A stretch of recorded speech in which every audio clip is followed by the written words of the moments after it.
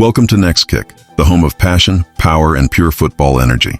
If you live for every goal, every tackle, and every roar from the crowd, you're in the right place. This is where football meets emotion, and every kick tells a story.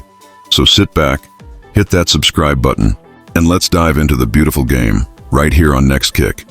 In a night filled with rhythm, brilliance, and pure football artistry, FC Barcelona took the pitch at the Estadi Olímpic Luis Companys with one mission: to dominate. Their opponent, Elche, came prepared, organized, and eager to challenge the Catalan giants. But this was Barcelona's stage, their tempo, their story. The match ended 3-1 in favor of Barcelona, yet the scoreline barely captured the elegance, the pressure, and the relentless beauty of their play. From the very first whistle, the atmosphere inside the stadium crackled with anticipation. The fans, wearing their Blaugrana colors, roared as Barcelona's young midfield took control. Every touch, every pass carried precision and purpose. Xavi Hernandez's men were determined to set the tone early, using short, sharp exchanges to drag Elche's defense out of shape. Elche, to their credit, did not crumble easily. Their defensive line held firm, compact, and disciplined, ready to absorb pressure and strike on the counter. The first 15 minutes were a tactical dance. Barcelona dominated possession, circulating the ball through Frenkie de Jong, Pedri, and Xavi, testing the gaps. Then, in the 18th minute, the breakthrough came. A slick triangle of passes down the left flank between Balde, Xavi, and Lewandowski sliced open Elche's defense. Lewandowski's delicate one-touch flick found Raphinha in stride, and the Brazilian made no mistake. A low-driven shot across the face of goal hit the inside of the far post and rippled the net. The stadium erupted.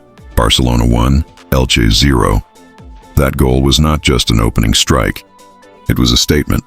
Barcelona were here to play expressive football, to remind LaLiga that the essence of tiki-taka was alive, but with a modern twist, more direct, more vertical, and filled with youthful energy.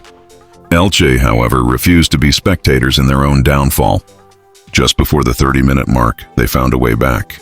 A long diagonal ball bypassed Barcelona's high press, catching the defense slightly out of position. Lucas Boyer pounced on the loose ball, turned past Christensen, and curled a stunning right-footed strike beyond Ter Stegen's reach. Silence for a moment filled the ground. Elche had equalized 1-1. The response from Barcelona was immediate. They didn't panic. Instead, they increased the tempo. The midfield triangle tightened, with Pedri orchestrating play from deep, his movement weaving patterns that hypnotized defenders. Xavi pressed higher, forcing turnovers and injecting aggression into the heart of the team. Lewandowski dropped deeper, linking up play and creating space for the wingers. By the 39th minute, the pressure was unbearable for Elche.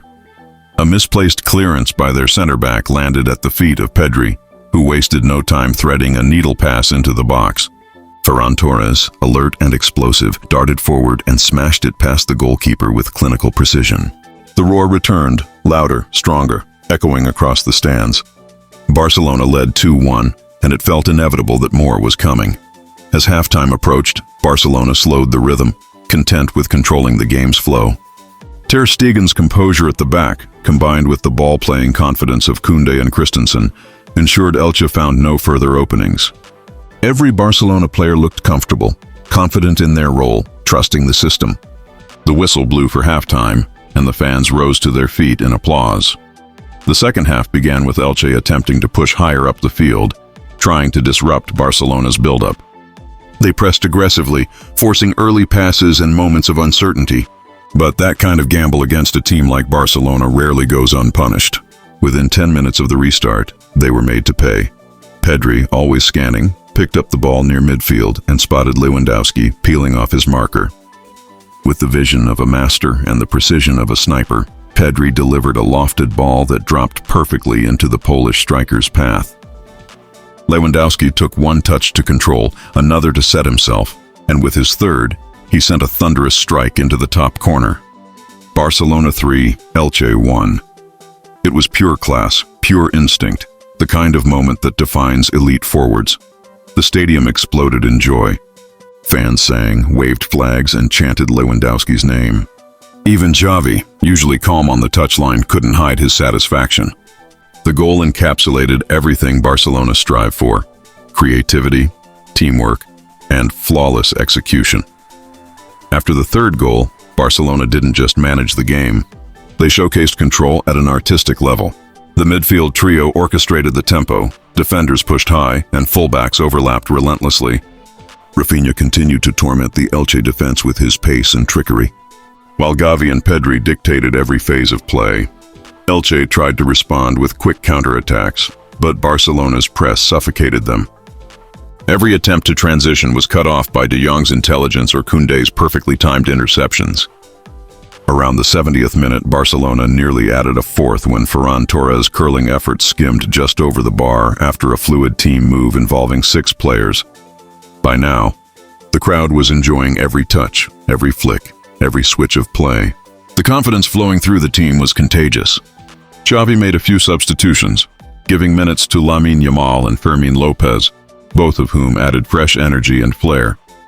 Yamal especially dazzled with his dribbling down the right, drawing fouls and applause with every touch. In the final 10 minutes, Barcelona shifted gears to preserve energy while still maintaining control. The passing rhythm slowed, but the precision never wavered. Every player seemed in sync, understanding the structure and philosophy. Elche continued to fight, but the gap in quality and cohesion was evident. The game felt like a masterclass in possession and positional awareness. When the final whistle blew, the scoreboard read Barcelona 3, Elche 1, a fair reflection of dominance and class. But more than the result, it was the performance that stood out. Barcelona had shown once again that their new generation, led by Pedri, Xavi, Balde, and supported by experienced figures like Lewandowski and De Jong, was capable of carrying the legacy forward. As the players celebrated in front of their fans, there was a sense of unity, belief, and excitement for what's ahead in the 2025-26 LaLiga campaign. The win not only solidified Barcelona's position near the top of the table, but also reinforced their identity as a team blending heritage with evolution. The traditional Barcelona DNA infused with a modern, relentless edge. For Xavi, this was a night to savor. His tactical discipline, trust in youth, and commitment to possession-based football paid off beautifully. The crowd chanted his name as he applauded them back, a mutual respect that defined Barcelona's current journey. For Elche, though defeated, there was pride in their resistance. They managed to score, pressed high, and fought with determination. But facing Barcelona in this form is a challenge few can handle. As the floodlights dimmed and fans made their way out of the stadium, there was a lingering magic in the air. Barcelona had not just won. They had performed. They had delivered football as art, movement as melody, teamwork as poetry. This was more than 3 points. It was a message to every rival that the Catalan rhythm is back, sharper and stronger than ever, and that's what makes nights like these unforgettable. This is the soul of the game, the beauty of football, the power of passion, and it lives right here on NextKick.